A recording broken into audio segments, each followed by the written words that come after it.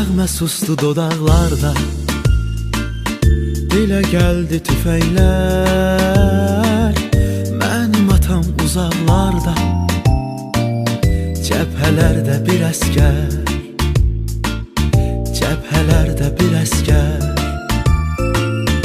Anamızın laylaları nənnilərdə pozuldu.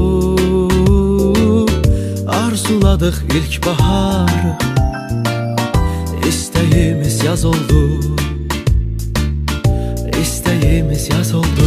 Səni uşaqlıq, sən bizdən uzaq düşdün artıq.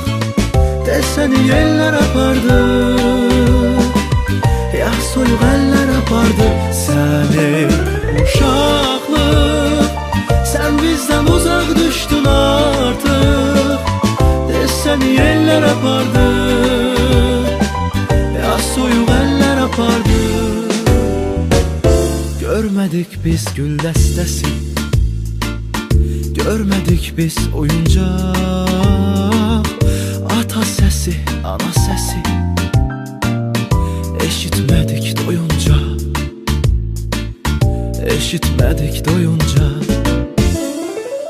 Öz qoynuna aldı bizi bu buruqlar şəhəri. Yarı böldük tikəmizi, gözlədik al səhəri, gözlədik al səhəri.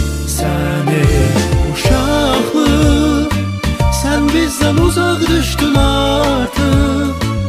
Desəni yellər apardı, yaş soyuq əllər apardı. Səni uşaqlıq, sən bizdən uzaq düşdün artıq. Desəni yellər apardı,